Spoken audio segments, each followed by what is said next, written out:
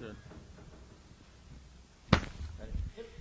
Hey, Coach, I didn't make it out for the alumni game. Sorry I didn't get to do that, but just tell me what you saw out there, if there was anything that you can use from that, looking ahead into the season and some players. Well, it's always good for our young guys to kind of see how a real game operates. You play so many inter-squads that there's not a lot of responsibilities besides just playing the game. So now when there's only 9 guys out there and you have guys in the dugout, everybody has a responsibility. And kind of see how a real game flows. So it's just a touch-up. Our returners know what to expect, but our new guys kind of get their eyes opened, and it's an educational experience. And so, ready or not, I mean, here you go this weekend. I mean, talk about trying to set the tone. I know last season didn't get out of the gate the way you wanted to, and hopefully you guys can turn that around and talk about the importance of this opening tournament for you guys. Well, it's a good group, first of all, but baseball is a difficult sport to kind of predict how you're going to be. On paper, you think you're a certain way, and then once you start playing, it always flip-flops. But it's a good group, hard-working group, talent in a number of different areas, and now we just have to stay healthy and hopefully continue to get better as the season progresses. In the tournament this weekend, in terms of setting that tone. Yeah. Well, it's a great opportunity for us to play 3 quality baseball programs.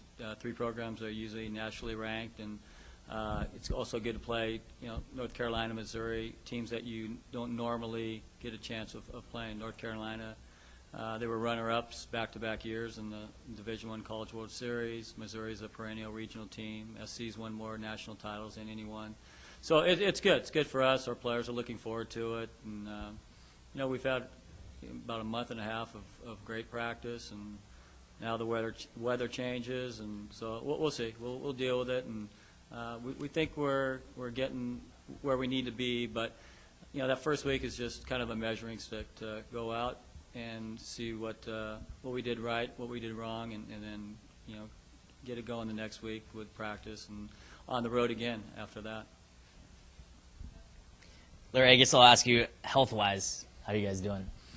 Pretty good. I mean, we had just a couple minor setbacks. Fishbeck had a little forearm tenderness. He's our number 2 starter, so he threw yesterday in an inner squad and no pain, and went out, threw on his own today. So we're going to just pencil him in as that Saturday starter, and then Chase Johnson, our freshman Sunday starter, split open his hand washing dishes, if you can believe that, and he's missed the last 2 weekends of inter squads, but he's back. He'll throw a small inter squad tomorrow, and we'll pencil him in on Sunday. So besides that, everybody else is healthy.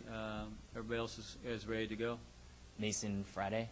Yeah, Radke will throw Friday. So, on paper, it's a pretty good staff, and I think it'll take the first couple of weekends to get their feet wet and kind of see how they are and start upping their pitch count. But one good thing that we have this year that we haven't had in years past is a real solid bullpen. We have some depth and quality of that bullpen, and that's going to be real beneficial, especially early in the season where you don't want to extend your starting pitchers too far. You want to be able to come in and bring a number of guys in, get them experience, but also save your starters' arms.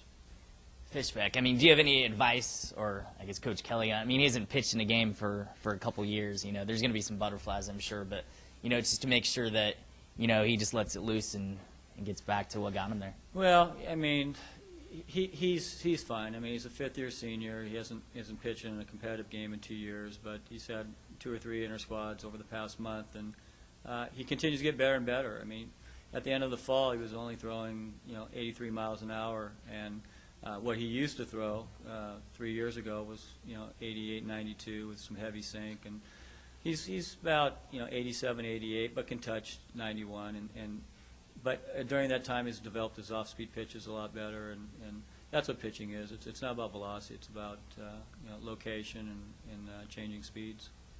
How about your starting lineup, or as far as starters in the field? Have you figured that out? We have a couple catchers that'll split time. Elliott Stewart's our number 1 catcher. He'll probably see the majority of time. First base and left field will kind of platoon between 3 freshmen. They're not really first basemen, but that's where we've put them. And Tim Wise at first and David Armendariz in left field. At second base, Jensen's back for his junior season, and he's 100% healthy. Mike Miller has won the starting shortstop position. He was our starter at the beginning of last year, but then got beat up by J.J. Thompson, and Mike has earned that spot back. Evan Busby, one of the better defensive third basemen on the West Coast, is at third base.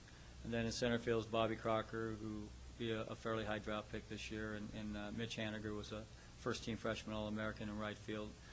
It's a pretty good defensive team, especially on the left side of the infield with Miller and Busby. Offensively, that's the thing with baseball. You're not always going to be on offensively, so you got to pitch and play defense. But offensively, we got the capability of being pretty good. Not a lot of running speed, but guys that can swing the bat a little bit of pop. We're using a lesser bat now. They've changed the bat standards where they react more like wood bats. So you're not going to see a lot of balls flying out of the ballpark. It'll be put a little bit more emphasis on a short game. But we like what we have. Our guys, continue to try to get better. They work hard, and it's a pretty close-knit team.